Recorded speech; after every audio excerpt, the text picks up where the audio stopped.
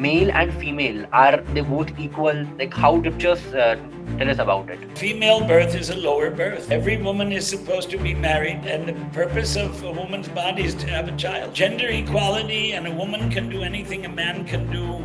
Prabhupada didn't accept that. Prabhupada said no. They should learn to cook and clean. Krishna classifies women equal to Shudras, labor class. And so those who oppose this, what kind of Vaishnavas are they? They're just, if you can't accept what Prabhupada taught, why pass yourself off as a disciple? Leave.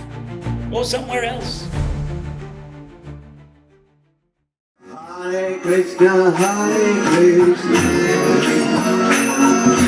Krishna Krishna, Hare Hare. Hare Krishna. So welcome to the Matchless Gift podcast, the smartest Hare Krishna podcast in the world. This is your host Rasikananda Das, and today we are very much blessed to have with us His Grace BASU GHOSH PRABHU. Prabhuji is one of the senior disciples of Srila Prabhupada, and also the General Secretary of ISKCON India Bureau, and also the Regional Secretary for ISKCON in Gujarat and Madhya Pradesh. Prabhuji is also a member of the ISKCON India Scholars Board and also the Temple President of ISKCON Vadodara. So we are very much glad to have Prabhuji with us today. Thank you so much, Prabhuji, for joining us. Thank you. And today's topic is also very important to speak about, and also very sensitive topic. Not a new topic because it's going on in our movement since decades, but recently popped up again. FDG, Female Diksha Gurus. On this particular topic, there are a lot of difference in opinions within our movement, between different devotees, between different leaders, and today we are going to take the Shastrical perspective, what Srila Prabhupada expected, and we have the most authentic personality to speak on this topic. So I'm really glad and thankful to Prabhuji for giving his valuable time today and joining us. Thank you so much, Prabhuji, for joining. Hare Krishna. Thank you for having me. Okay. So, Prabhuji, this topic has been recently trending on social media, within the movement, within the devotees, and also I guess the GBC meeting is going to happen on this in Mayapur now. Final conclusion upon. It will be discussed Yeah. during the GBC meetings by Yes. the GBC. Yes. Yes. Okay. So, Prabhuji, we would like to begin from a very basic and small question that generally gender equality is a concept nowadays, and even within our movement it is very strong. So, what is the ground reality of it, Prabhuji? What does scripture speak about it? Are male and female, are they both equal? Like how do scriptures tell us about it? What is scriptural perspective of it? You see, in the material world, we have different material bodies, right? So they're not all the same. A man cannot have a baby. Only a woman can have a baby. In the Bhagavad Gita, chapter 9, text 32, Krishna told Arjuna, Mam hi partha vyapashritya ye pisyu papayonayaha striyo vaishyas tata shudras tepi anti paragatim. So Krishna says those who are born of a papayonayaha means due to having performed some sinful activity, it's considered a lower birth.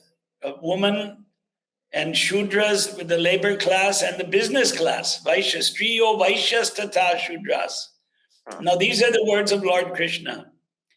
Now our Vaishnavism is a very large group of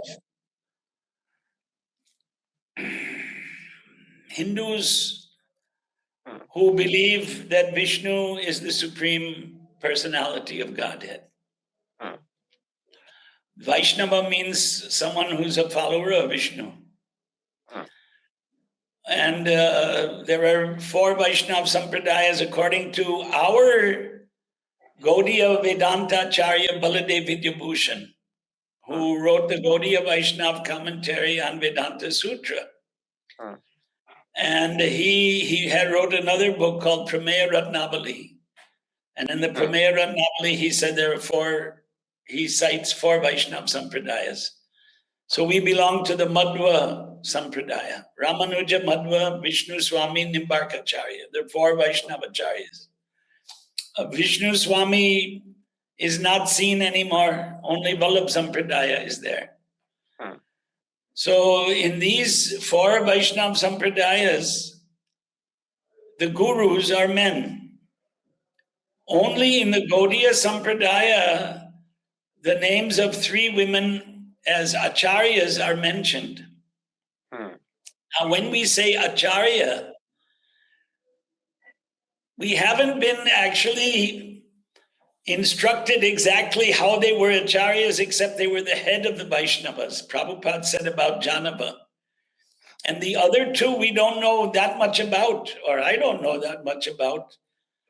The word Diksha is used in a Bengali text in connection with one of these 3 women. But see, Diksha generally means Yagnopavit Sanskar, the sacred thread. And Prabhupada has written in various purports about the sacred thread being initiation. In the Gaudiya Math, the mainstream Gaudiya Math has also split up, but the ones who Prabhupada associated with, there was a big split, and then there's been other small splits, but the one side where Prabhupada associated, they don't call getting the beads Diksha, they say Harinam. And when you get the sacred thread, they say Diksha. So now women, Prabhupada and Bhaktisiddhanta didn't give them the sacred thread, but Prabhupada gave women second initiation. So there's a confusion among some. But some of us believe that second initiation was a adjustment that Prabhupada made to keep deity worship going in far-flung places where there were no Indian Brahmanas or Vaishnava Brahmanas there weren't enough to do all the services for the deities. Prabhupada took Radha and Krishna deities all over the world. But he also insisted that when there were Radha and Krishna deities installed, you had to make 6 or 7 offerings a day, perform 6 aratis a day. So, there wasn't enough manpower, so he engaged the women in doing that. Now, having said that, Prabhupada also said that, female birth is a lower birth. In the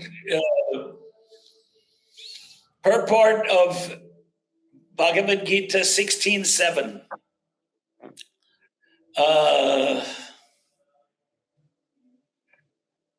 pravrittim cha nivrittim cha na jana vidur asuraha. Asuras don't know what to do and what not to do. Na socham, they're not clean. Na pichacharo, they don't have proper behavior. Na satyam teshu vidyate, and you won't find truthfulness in them. So in the purport, Prabhupada wrote that women are like children. And then he wrote twice, that does not mean that they should be kept like slaves. So he wrote that in Manu, he quoted, Manu is one of the Dharma Shastras. He wrote that a woman, it's there in Manusmriti, Manu Samhita in Bengal, they say. Na Sri Swatantram Arhati. Women should not be independent. Yes. So that means that in the childhood, she's looked after by her father. After marriage by the husband, and in old age by the son. Every woman is supposed to be married. Prabhupada wrote this. And every woman, and the purpose of a woman's body is to have a child. So for a woman, this is also in Manu Smriti. The only samskara is vivaha samskara. So the Yagnopavit samskara is not given to the women. Prabhupada he gave a lecture in Los Angeles September 22nd, 1972. Transcript, the audio is available and the transcript is also available online. And he said that women are generally in the mode of passion and ignorance. Man may also be in the mode of passion and ignorance, but man can rise to the mode of goodness. And then he said, woman cannot be twice. Woman cannot be, woman cannot be. Now in Sanskritam, when something is stressed, you say it twice or thrice. So then Prabhupada said, therefore, initiation is given to the man and not to the woman. This is the theory. Now that word theory has different varying definitions. Just like in English, I dyed my cloth saffron, right? And then my great-grandfather died. The same word died, but it has different meanings. So theory, it also means a principle. And when devotees see that word and they don't look at the dictionary to see that one of the definitions is a principle, they think it's a Prabhupada wasn't saying that it's a speculation like Darwin's theory. Darwin's theory is a speculation, but this is the theory, means there's a principle. Women cannot take initiation. So our line has these women acharyas from 500 years ago who were extraordinary and ordinary women. Now there's one god sister of mine who caused the fall down of a sannyasi. I don't want to describe the gory details of what happened between them, but she recently put out a video propagating women Diksha Gurus. She's in no position to instruct anyone about anything, you know. Yeah. But it's going on because, as you pointed out, there's a movement for gender equality. That movement doesn't have its basis in Vedic culture and religion. And Prabhupada was propagating Vedic culture and religion. I was in Hyderabad. I was younger than you. I mean, I don't think you're 20 years old. You're older, right? 21. 21. Oh, okay. So I was 20 years old. 21 means 20 completed, 21 running, or 21 completed, 22 running? 21 completed, Prabhuji. Okay, so when I was 20, it was 1975, so that's 50 years ago. Prabhupada's lecture was in Hyderabad. And 10,000 people came to hear his lecture. I mean, thousands, you know. There was no TV. So, yeah, well, it was like that. And Prabhupada, folding his hands, he said, please don't give up your culture. He lectured in English. Now, we are Gaudiya Vaishnavas, Bengali Vaishnavas. Chaitanya Mahaprabhu was from Bengal. Mayapur, the birthplace of Chaitanya Mahaprabhu, is in Bengal. Prabhupada was from Bengal. And our line of gurus, many of them were from Bengal. And Hyderabad, they don't have Bengali culture. So why did Prabhupada say, please don't give up your culture? Because Vedic culture, which is now called Hindu culture or Indian culture, is all over India. When we were with Prabhupada a year later, Nellore, on the train platform, January 1976, seeing the reception he got, Prabhupada told us, Vedic culture is more intact in South India. So Prabhupada he wanted to propagate Vedic culture. Okay, we're Malechas and Yamunas. We're not from the caste Hindu community. The Dvijas are the Brahmanas, Kshatriyas, and Vaishyas. This is pointed out in time and again in so many of Prabhupada's purports. Particularly, there's a purport, Chaitanya Charitamrita Adi Leela Volume 1, where Prabhupada clearly says that initiation means the sacred thread. And the sacred thread means studying Vedic literature, particularly Vedas, and then learning to perform Vedic sacrifices. That's why you have the thread. to learn Veda mantras and perform sacrifices. Yagna upavit, it's a thread for performing yagnas. So it confers Brahminical status. Now, how could Prabhupada give that to Malechas and Yavanas? What to speak of Shudras? But didn't give it to the women. So there was a logic and reason that Prabhupada quoted Pancharatra Shastras that bell metal can be turned into gold by chemical transformation. So similarly, an untouchable can become a Brahmana by reformatory sanskaras, training. And when, but doing this, having done this, why didn't Prabhupada give the thread to the women? Didn't. They don't have Brahminical status in Vedic culture. And Prabhupada has said this repeatedly. Now I can dig out the quotes as we're, because they're on my computer. In the Srimad Bhagwatam, Canto 9, text, chapter 10, text 50, Prabhupada says in order to become a Vaishnava, one must follow Varnashram Dharma. And what is Varnashram? Brahmana, Kshatriya, Vaishya, Shudra, Brahmachari, Grihastha, Vanaprastha, and Sanyas. I mean, we have sannyasis in our movement.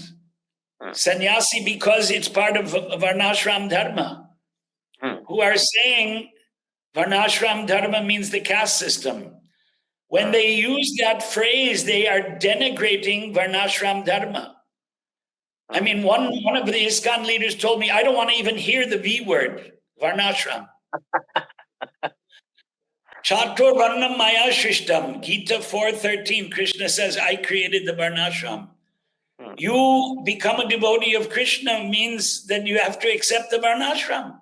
Krishna created it. It's in the Gita. It's intrinsic. And one of our God brothers, I won't mention his name, in a lecture a few days ago, maybe it's a week ago now, Krishna did not instruct Arjuna in the Gita in Kshatriya Dharma.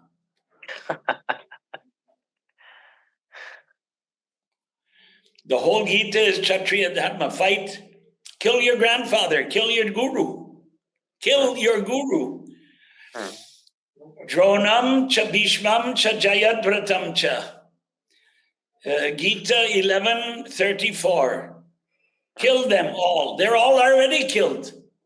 But you take the credit. Nimitta matra bhavasavya sachin is 33. Jitva shatrun. How do you conquer your enemies? By killing them in a battlefield. Dharma kshetre kurukshetre samaveta yuyutsabaha. With the desire to fight, they gathered on the battlefield. What do you do when you gather on the battlefield? Become my devotee. But that's there. It's true. I mean, we're not denying. By saying that Arjuna was instructed to be a Kshatriya doesn't mean he wasn't instructed to be a devotee. But you cannot deny that Krishna instructed Arjuna to fight the battle. But they're doing it. Why they're doing it? The contamination of Maya. The contamination, these concepts, gender equality, and a woman can do anything a man can do, and that the services, Prabhupada didn't accept that. He did not accept gender equality. He rejected it again and again. Prabhupada told Yogeshwar in Rome in 1974, I think it was in April 74, our women don't want to be equal with men. It is due to Krishna consciousness. They are happy cooking and cleaning in the temple. They don't say, we want to go with Prabhupada to Japan to preach. It is due to Krishna consciousness, he said it twice. By working in your constitutional position, he said, That is Krishna consciousness. So a woman's constitutional position, maternal, have a child, nurture the child. A man doesn't have a child and suckle the child. That's the woman's cooking, cleaning, grihini, housewife. Previously, there used to be matrimonial advertisements in Hindi. There was a magazine called Sarita. I don't even know if it still exists. You would be more familiar with that. And now, all the print media is dying because of the, electronic media and the internet. So each and every ad for the girl, Griha Karya Daksh, because that's the natural, that's the kingdom of a woman, the house. And without a house, you can't have a Grihastha ashram. Sandipani Rishi, Sandipani Muni, his wife is Guru Patni, the wife of the Guru. She didn't instruct the students in Vedas and Vedangas. That was Sandipani.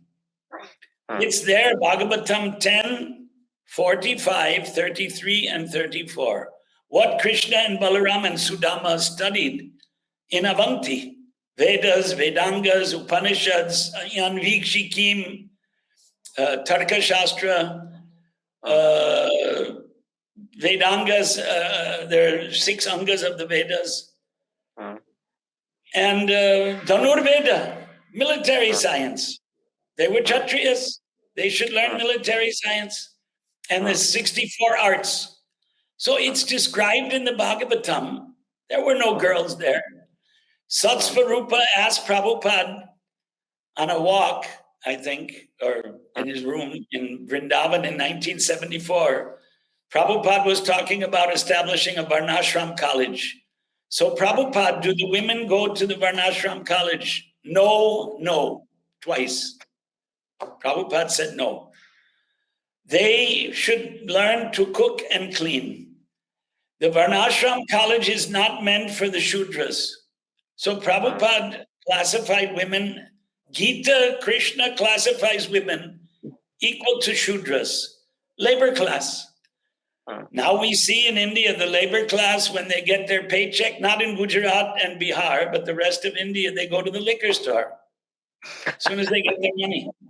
Not everyone, but a lot of them. It's unfortunate.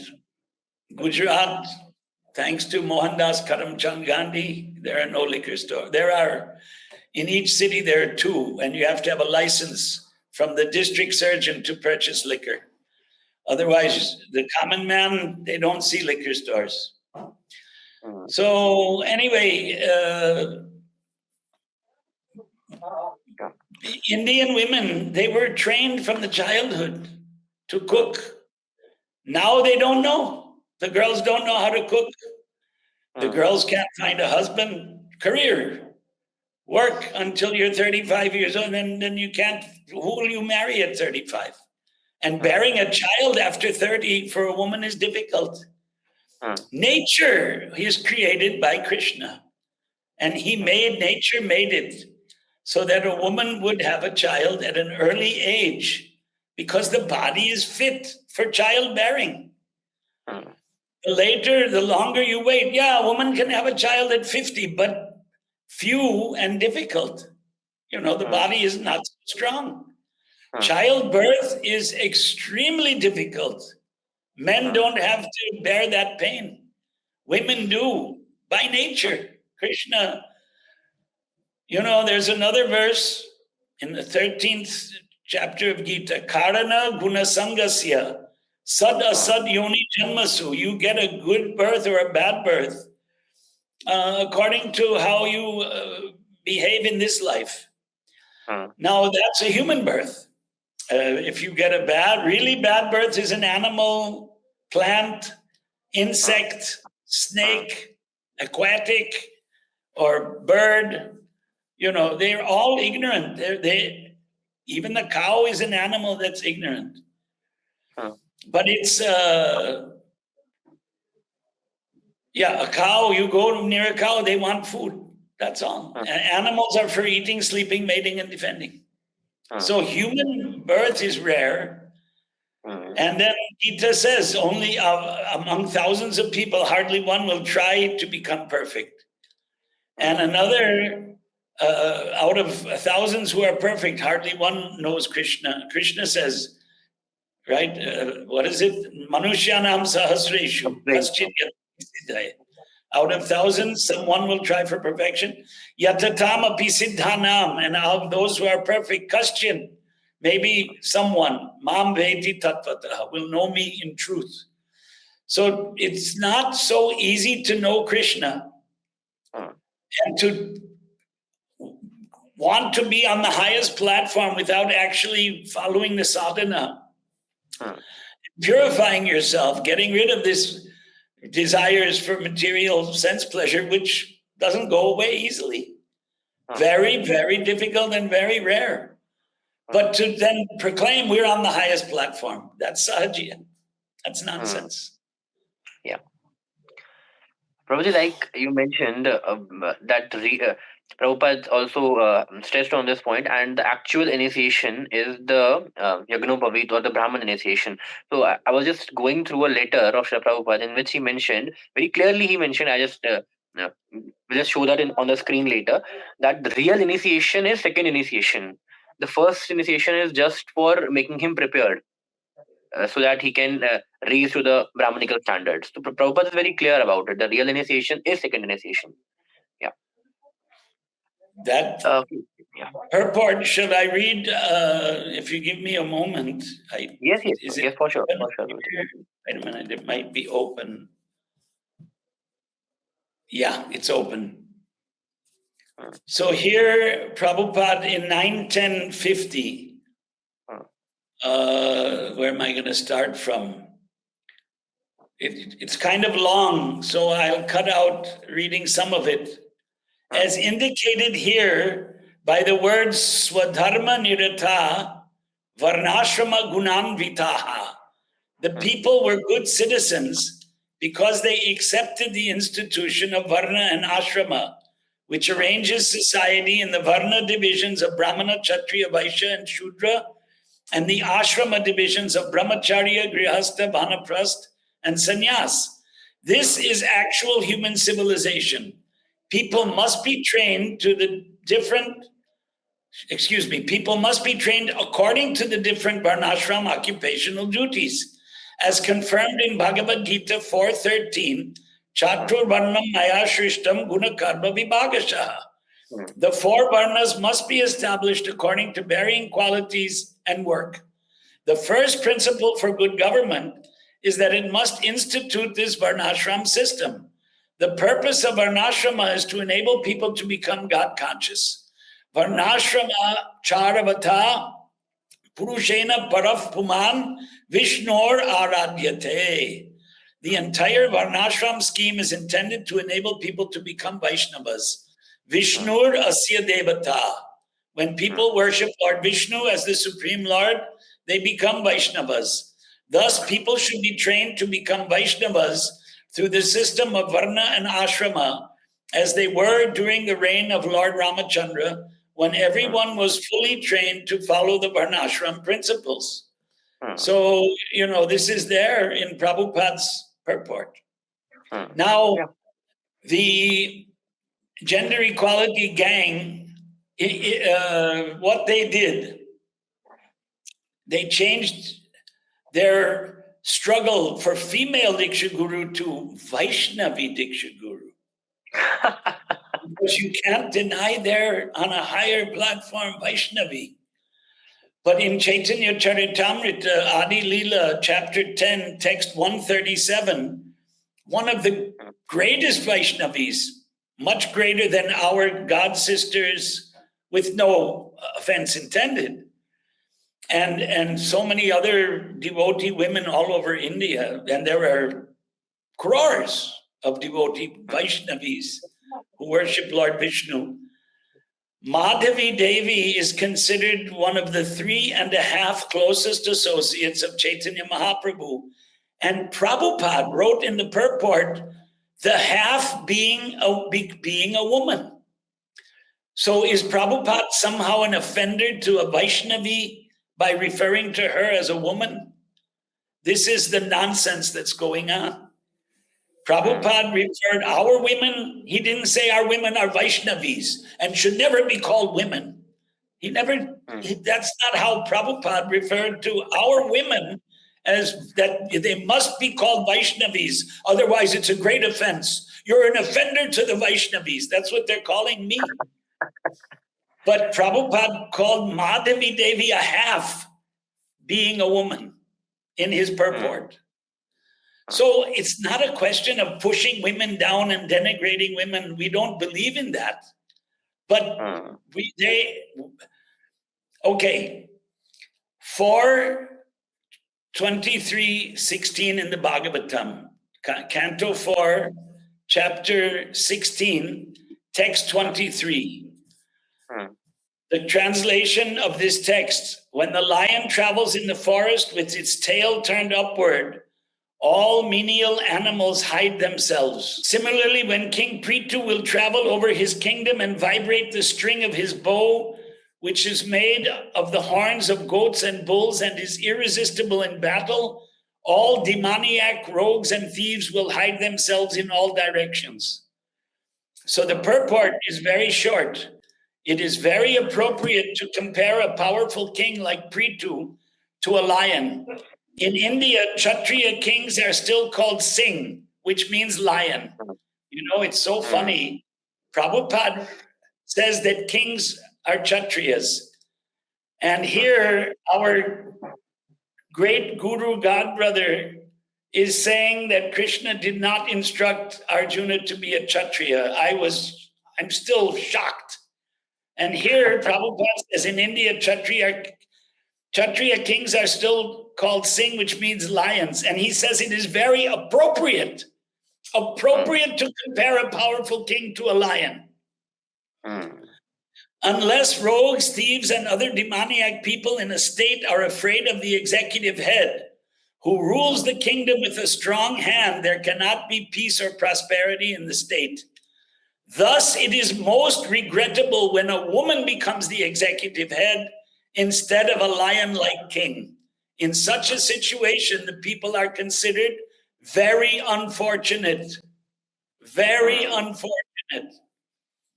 So women were not meant by Prabhupada and in Hindu culture and in all the Vaishnava Sampradayas to lead the society. In extraordinary circumstances, after the disappearance of Nityananda Prabhu, his wife, Jahnava Mata became the Acharya, the head of the Vaishnavas. Otherwise, you don't find it in the Madhva Sampradaya, you don't find it in the Ramanuja Sampradaya, you don't find it in the Vallabh Sampradaya, and you don't find it in the Nimbark Sampradaya. And what to speak of the Smarta Sampradayas, etc., etc. Of course, there are heterodox groups where women are leaders. But this isn't the thinking of the Vaishnavas and Prabhupada. And so those who oppose this, what kind of Vaishnavas are they? They're just, if you can't accept what Prabhupada taught, why pass yourself off as a disciple? Leave, go somewhere else. Accept what Prabhupada has taught. He did not, Sivaram Swami, sorry, I shouldn't cut you off. Sivaram Swami just made a second video 5 years after his first video on this topic, Vaishnavi Diksha Guru. And he pointed out in the second video how Prabhupada never appointed a woman to any position of leadership in ISKCON. Oh, wait a minute. The president of Santa Fe, New Mexico in 1968 ran away. So Prabhupada wrote, you become the president, to his wife. I mean, they had a temple with 2 or 3 people or something. Prabhupada didn't. He could have made women. There's a video of the late Tamal Krishna Maharaj. So he passed away. It's 23 years. It'll be 23 years in a couple months. And he said, Prabhupada said that Yamuna Devi Dasi is on a higher platform. She's on the level of Bhava.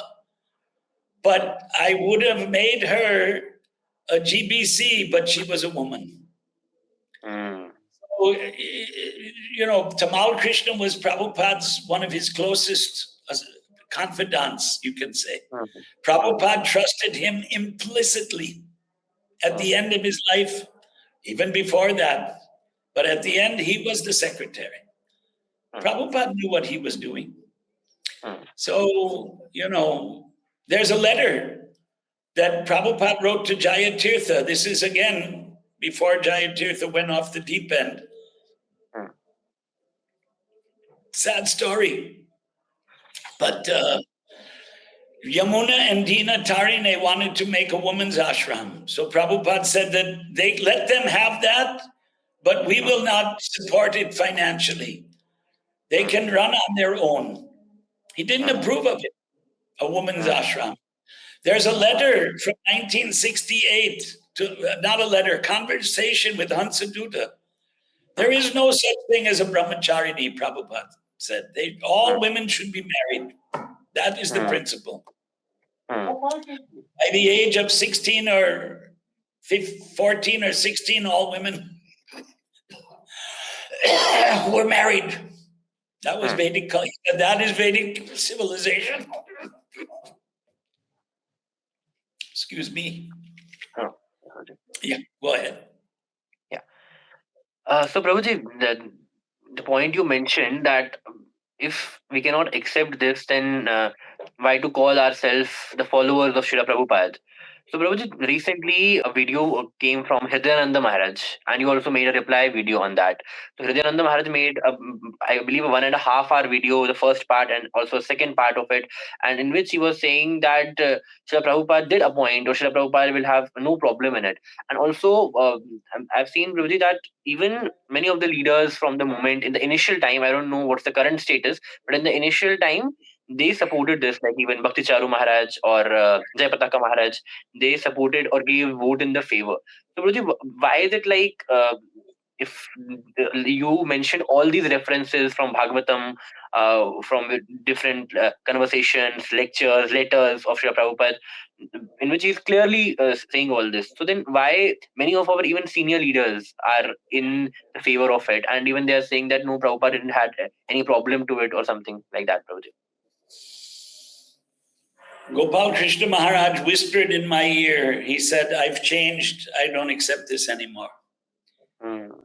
He's no longer there to testify to that, but I swear he said this because he saw that ISKCON India was, it's not me, everyone in ISKCON India knows this. If Prabhupada had intended women to lead the society, he would have said it clearly. It's just like this Ritvik initiation. It's total nonsense. Prabhupada said clearly that during the lifetime of the spiritual master, generally the disciple brings new candidates to his guru, and after he's gone, then he can initiate. This is the law of disciplic succession, Prabhupada wrote. So that is clear. So it should also be clear that Prabhupada didn't intend for women to be brahmanas, didn't give them the sacred thread, and he spoke that women are Shudras. Now, why did he give them second initiation? The only answer is he was a great acharya who made an adjustment due to time and circumstance, because he established the movement in far-flung places away from India where there were no Brahmins, and he wanted the deity worship to go on. So they don't want to accept that. They want equality. They want women to be managers. They want women to be in positions of authority. And Prabhupada wrote, we just heard what Prabhupada wrote. It's regrettable if a woman is an executive head of the state. It's highly, the people who are living there are highly unfortunate. So that doesn't apply to women being temple presidents or being GBC members, being leaders in ISKCON. It does, otherwise Prabhupada would have appointed them.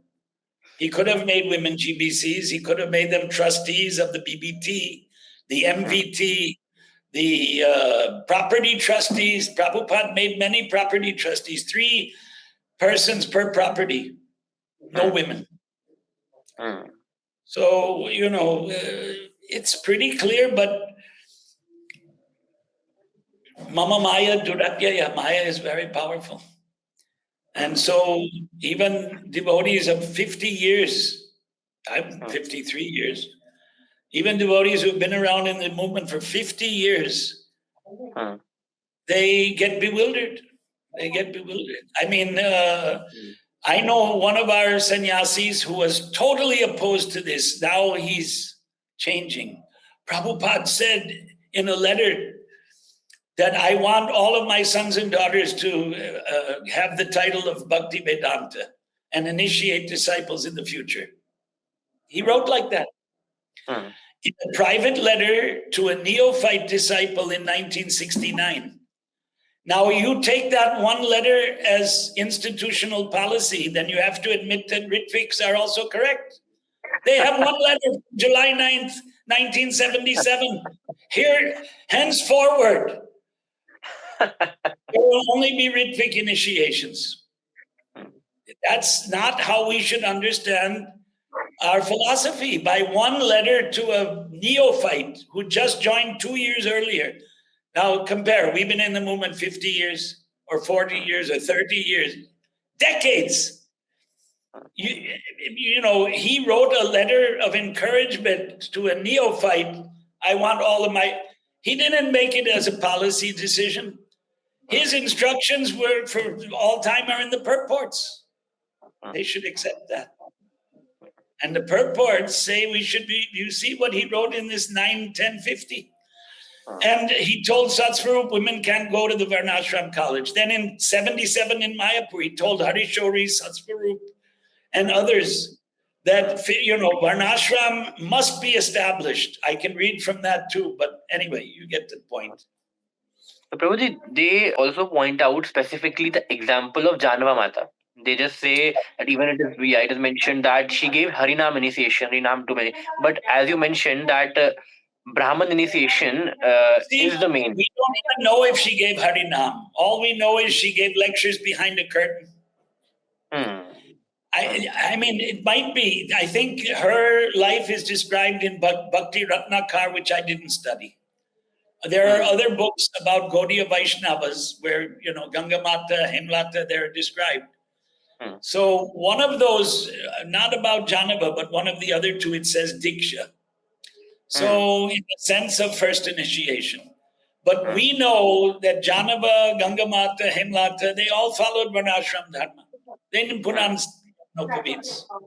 They didn't study Vedas. So, there are extremely rare exceptions to the rule. Extremely. The rule is men are Brahmanas, and Brahmanas are the gurus of society, and the sannyasis are the gurus of society. Prabhupada wrote in the purport of Canto 3, Chapter 24 in the Bhagwatam, text 40, a woman cannot take sannyas. There is no sanction in Vedic literature for a woman to take sannyas. There are sannyasinis all over the place. Prabhupada wrote in that purport, so-called spiritual societies concocted in modern times give sannyas to women. It's right there, plain as the, clear as the sky is blue, and plain as day. So-called spiritual societies concocted in modern times give sannyas to women. Now, you make female Diksha Gurus, you're going to have sannyasinis, it's just a question of time. If you accept one concoction, you can accept another concoction. The Ritvik system of initiation is a concoction. Doesn't exist. Shiksha Guru is informal. It's not formal. If it was formal, we would have known by now. Some centers in ISKCON, they've made this counselor system. And the counselor system is making something that's informal into a formality. He is your counselor. He's your guru, Shiksha Guru. He's not your Diksha Guru. So why should you be tied to one What are the first two words of Chaitanya Charitamrita? Do you know? Bahuvachanam. I bow down to my gurus. They're informal. Yeah. Bilwamangal, Krishna Karanamrita. You've heard his name. Yes, yes, Rajat. Chintamani Guror Me. I bow down to my guru Chintamani. Who was Chintamani? Prostitute. A prostitute is my guru. Informally, she gave one instruction to him. If you had as much enthusiasm for getting moksha as you do for enjoying my body, you would already be Jiva, something like that. I'm just paraphrasing. So Bilwamangal was inspired by those words, and he poked out his eyes and he became a tyagi and went to Vrindavan and glorified Krishna. So can't imitate that, and we don't want to go to prostitutes. But when he wrote Chintamani Guror Me, it's informal. He didn't go there and, have a fire sacrifice and put on neck beads and Chintamani is my guru. Not like that at all. He was inspired by her words. So we want to, our message is, and Prabhupada, the purport of Chaitanya Charitamrita Madhya Leela, chapter 20, text 352. Shastra is the center for all. If a saintly person does not act according to Shastras, he is not a saintly person. If a guru doesn't teach according to Shastras, he is not a guru. Prabhupada wrote these words. I didn't write it.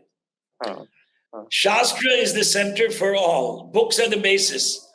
So how can you say that Krishna didn't instruct Arjuna? Mad anusmara yudhyacha. Thinking of me, fight. Fighting is Kshatriya. Thinking of me is devotion. So both. You can't divorce being a Kshatriya from being a devotee, at least in the Gita. Manmana bhava mad bhakto. But moha nashta smritir labdha. My illusion is destroyed. Now I know my duty. And Arjuna went and fought. And Krishna was his chariot driver. I mean, anyone who knows Mahabharata story knows this. So how can you say Krishna didn't instruct Arjuna to be a Kshatriya? Shocking. Beyond words.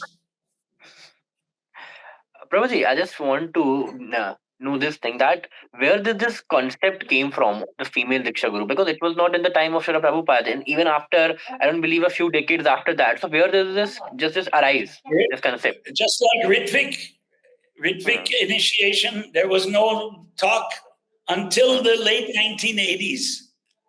Somebody invented Rupa Vilas and Karanamrita. They were two devotees, very studious, scholarly devotees. They saw that our gurus had fallen down, particularly in 1986. 3 of the original 11 gurus left ISKCON and fell down. And then another one was doing all nonsense, and he was expelled in 1987, Kirtanananda. Seeing all this, they thought, this system of the gurus is not correct. So they came up with this concocted idea that, we're all disciples of Prabhupada, but those people who give initiation are just Ritviks. They're just representatives, Ritvik representatives. And we have this letter, July 9th, 1977. So how can you change Prabhupada's instructions about the law of disciplic succession? So how did we get female Diksha Guru? Prabhupada would have instructed. Just like Ritvik initiation, he would have said 100 times, after I leave, after I give up this physical body, I'll still continue to initiate. He never said that. And when he appointed those Ritviks, did he appoint a woman? No. No. You can, and after I pass away, whose disciples? Disciples of my disciples, grand disciples? No woman. Women were not. Then so many years passed. The 70s, the 80s, the 90s, Then it started to take shape in the 90s. Women have been oppressed by the men have misbehaved, they ran away with other women, they didn't look after their families. So because of, see, these are not excuses, but they're making them into excuses. You can't change the ideology because of suffering and anachar. Somebody misbehaves, so you change the philosophy of Vedas? No. Ravana was supposedly a learned Vedic scholar, but he was a Rakshasa. He did we are reading in Uttarakhand of the Valmiki Ramayana that Ravana did 10,000 years of penances. And every year he would cut off, every 1,000 years he would cut off one of his heads. And when it came to the 10,000th year, he was going to cut off the last head. Brahma appeared in front of him. I'm pleased with you. Ask for a boon. I want to be immortal. No, you can't be immortal. So then I shouldn't be killed by anybody. Human being, demigod. No, not human being. Demigods, etc. Human being, I'm not afraid. A human being, I'm not afraid. So, somebody decided to concoct this idea of women can be Diksha Gurus. And you see, there's an expression in the United States that it's American English coined expression, gerrymandering. You never heard it, right? No. Did you ever hear this word? No. I know, Prabhuji. So what happened in Boston, this is what I was told, in Boston, in the United States, 150 whatever years ago, there was a politician named Jerry, and he wanted to redistrict, draw new boundaries for elections to favor his party. So a salamander is a type of like a gilgit, a little serpent, not a snake, a lizard. So his name was Jerry, and he was trying to, by trickery, win a majority for his party by changing the districting. So it's called gerrymandering. Salamander and Jerry, gerrymander. So now in the United States, for instance, in California, they made redistricting so the Democratic Party could get more seats in the Lok Sabha. That's called Congress. And the Republicans did it in Texas. It's called gerrymandering. It became a coined expression. So that's what happened in ISKCON. Those who believed in women Diksha Guru, they were put on the Shastra Advisory Committee. And the Shastra Advisory Committee, they came out with a report in 2005 that women can be Diksha Guru. And the GBC accepted that.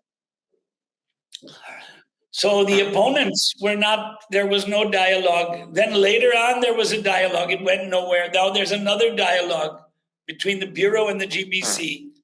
And they're recommending formal Shiksha Guru.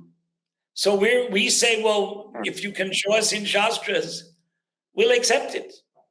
Where that a Shiksha Guru there can be a ceremony, and then the women can be formally accepted as Shiksha Guru. So if there's such a thing in Vedic literature, we'll accept it. If Prabhupada spoke about it, we'll accept it. Don't tell anybody. So it's to appeasement. Let appease those. Samadama Dandabhe Chanakya Niti. Appease those who oppose female Diksha Guru, who are in favor of female Diksha Guru. Maybe they'll accept female Shiksha Guru. So then they won't accept, then they won't demand female Diksha Guru.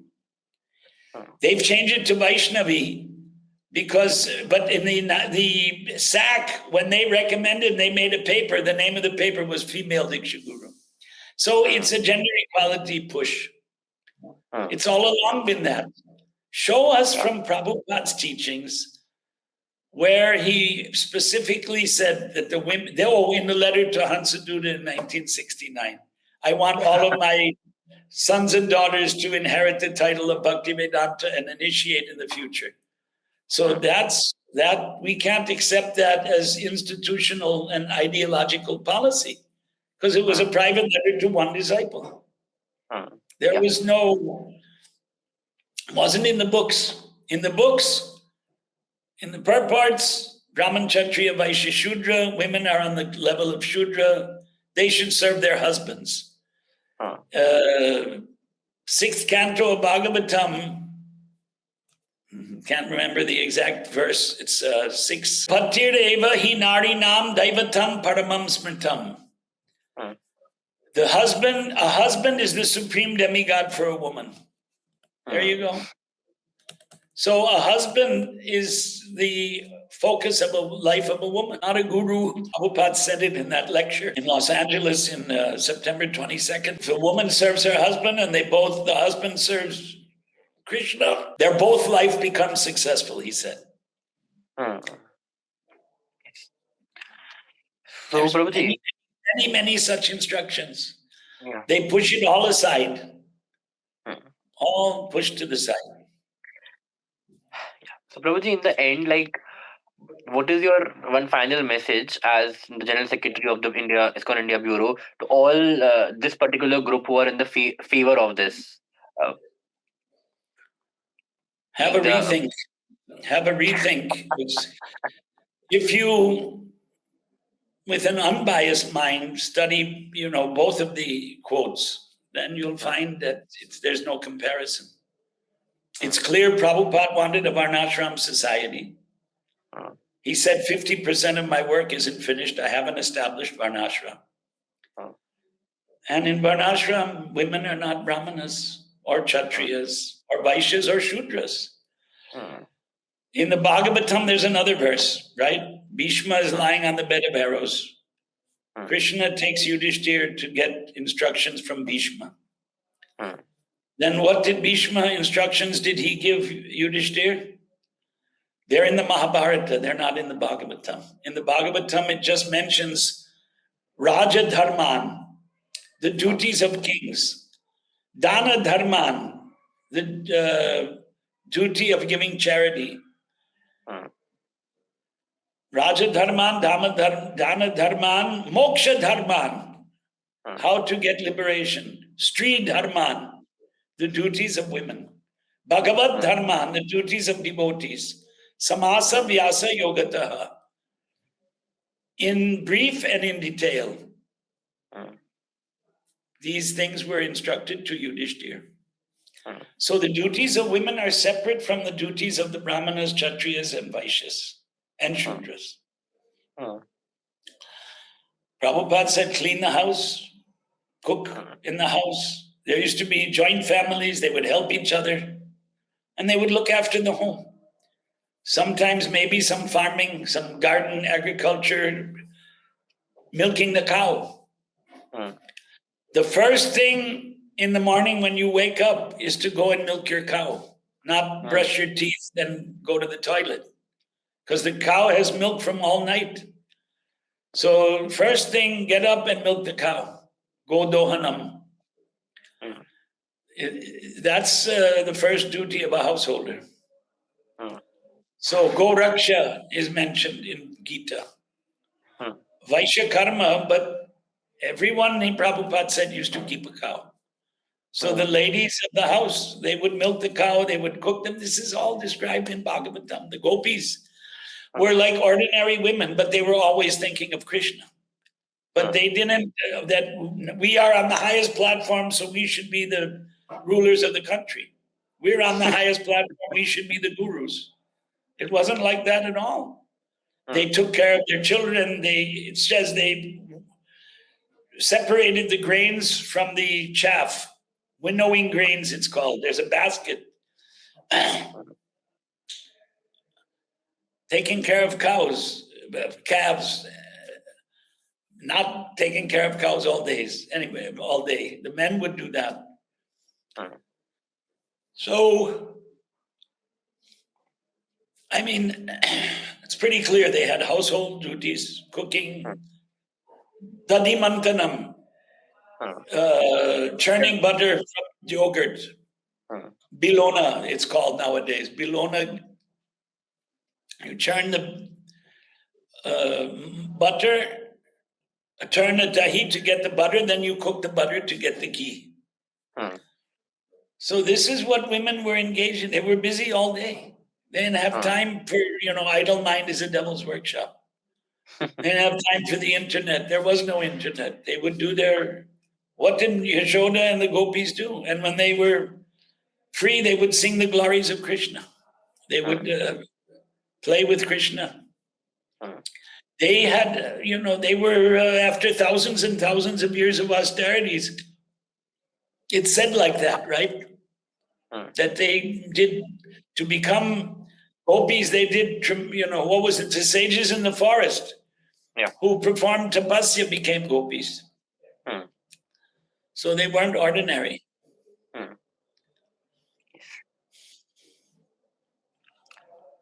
So thank you so much, Prabhuji, for such a clear. Thank you so much, Prabhuji, for giving such a clarity on this topic. And actually, it was very much needed. And I'm sure it is whoever will hear this conversation are really going to be benefited. So thank you so much for giving your valuable time, Prabhuji, today. Thank you so much, Prabhuji, for giving your valuable time today. Hare Krishna. Thank you. Excuse my whatever frailties are there. No, and it's an honor to be present with you here.